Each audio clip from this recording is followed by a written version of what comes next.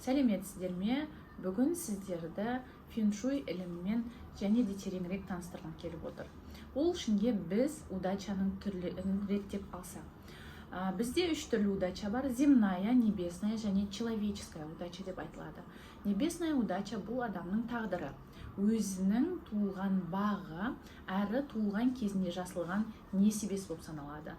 Человеческая удача ол адамның бұл өмірге келген соң істеген іс әрекеттері және ниетіне байланысты өзгеріп отыратын болады, әрі жоғарыдан бонустар ала бастайды. Үшіншісі ол земная удача, бұл феншуй. Себебі адам айналадағы табиғатпен үйлесімділікпен, гармониямен, дұрыс энергия алудың арқасында өзінің удачасын одан әрі көтеруге мүмкіндік алатын болады. Феншуй негізінде 5 үлкен энергияға, 5 үлкен элементке негізделетін болады. Ол табиғатта бар жер, су, ағаш, от және металл элементтері болып саналады. Осы элементтерді біз сандар арқылы белгілей отырып, феншуймен сіздің үйіңізде аудит жасай аламыз, немесе бұл үйде қандай проблема бар, қандай жетістік бар екен біле алатын боламыз. Бізде 1-ден 9-ға шейінгі сандар бар. Әрбір сан өзінің элементімен от, жер, су, ағаш, металл элементтерімен белгіленіп отырады. Мысалы, бір саны ол судың белгісі. Су бізде ақылдылық, білімділік, данышпандық болып есептелінеді. Егер біздің есігіміз бір элементінен ашылатын болса, бұл үйдің үлкен кісілері өте ақылды, данышпан, елге сыйлы адамдар болады. Балалар білім құмар, білімпаз және сабақта да үлгерімі жоғары болады. Ал жастары өздерінің дұрыс ойын жеткізу арқылы, дұрыс білімін беру арқылы жетістікке жетіп отырады. Ал екі саны жер элементі. Жер элементі бұл тұрақтылық. Бірақ бізде екі саны зиянкес жаман жұлдыздардың біріне жатады. Сондықтан біздің есігіміз екі санымен ашылатын болса, онда бұл үйде тұрақтылық жаман мағынада енжарлық, жалқаулық, желкесі жар бермеулік деген сияқты мағыналарға ауыса бастайды.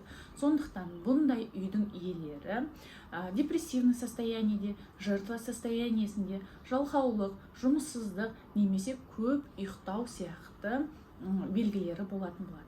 Әрі екі жұлдызы ауру жұлдызы болғандықтан, бұл үйде энергияларының алмасуы өте жай болғандықтан, адамның денесінде де қан айналымы, энергия айналымы жай болып, ол адам ауруға шалдыға бастайды.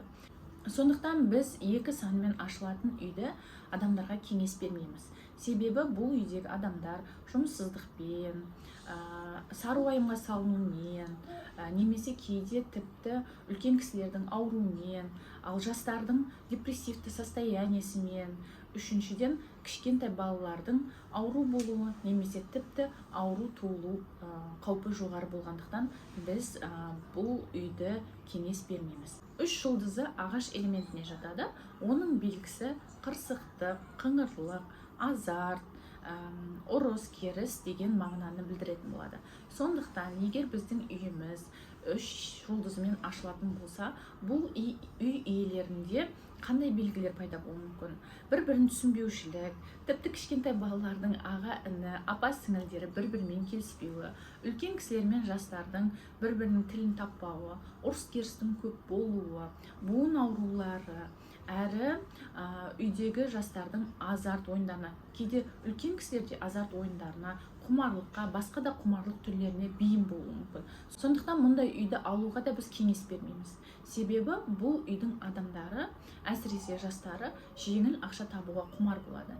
Бірақ бізде жұлдыздар жалғыз болып келмейді, олар комбинациямен келеді. А вдруг егер сіздің үйіңізде 2-3 комбинациясы болатын болса, 2 жұлдызы жаман жұлдыз, ол ауру жұлдызы дедік, депрессивті жалқаулық жұлдызы дедік.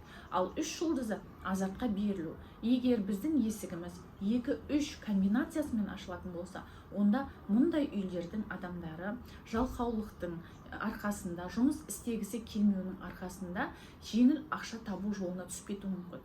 Кейде не тек қана азарттық емес, ол ұрлық, қарлыққа жасауға да баратын болады. 4 жұлдызы элементі ағаш белгісі. 4 жұлдызы романтика жұлдызы табылады.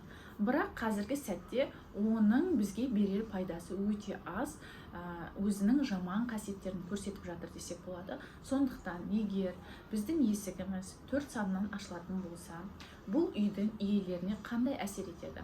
Үй иелеріне әсер етуі оның жақсы жұлдызбен немесе жаман жұлдызбен келуіне байланысты. Егер жаман жұлдызбен бірге қосылып келетін болса, онда бұл үйде измена, зорлық-зомбылық, алдау, ренжіту, тағы да басқа осындай романтикамен байланысты проблемалар туындайтын болады. 5 жұлдызы жер элементі. Бірақ ол ең қатыгез, ең зиянкес жұлдыз болып саналады. Себебі 5 императордың жұлдызы.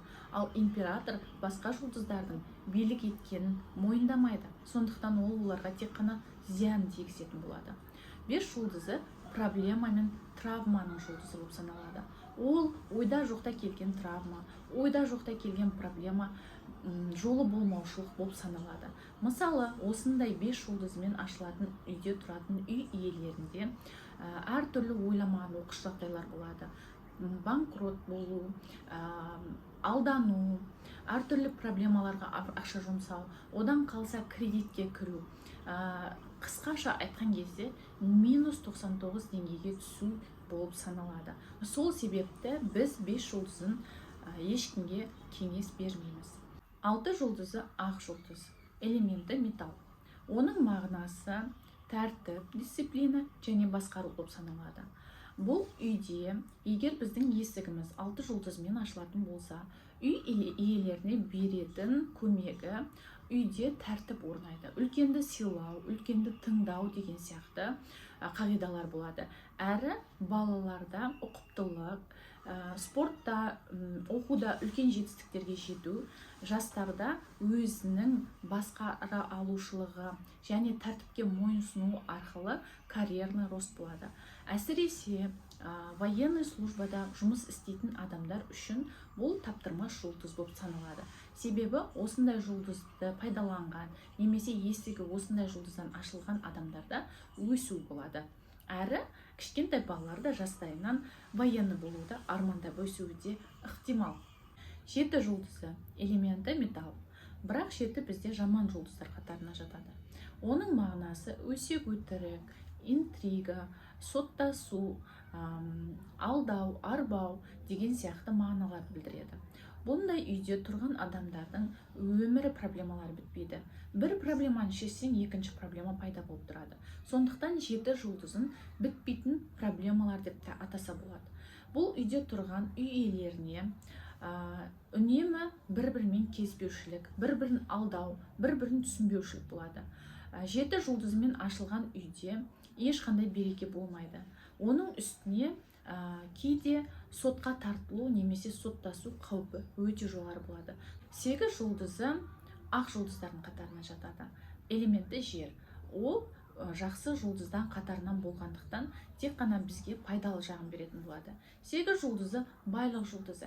Егер біздің есігіміз 8 жұлдызынан ашылатын болса, бұл үйде табыстың молаюы, сол табыстың арқасында жекеменшікке қол жеткізу, жерге қол жеткізу деген сияқты үлкен табыстарға қол жеткізетін боламыз. 9 жұлдызы от элементі. Оның мағынасы ой-өріс, идея, жылдамдық, жарқындық деген мағынаны білдіретін болады. Егер біз бұл жұлдызды пайдаланатын болсақ, біз идея арқылы ақша табу мүмкіндігін аламыз. Екіншіден бізге ойламаған табыс көздері ашылатын болады. Сондықтан қазіргі кезде 9 жұлдызы ең жақсы, ең табыс әкелетін, ең байлық жұлдыздарының бірі болып саналады. Енді, құрметті оқырманым, осы ақпаратты мұқият тыңдап, үйіңізде болып жатқан жайттермен салыстырып, төменде пікір қалдыра кетсеңіз де болады. Ең жақсы сіздер үшін 4 құбыламыз тең болсын.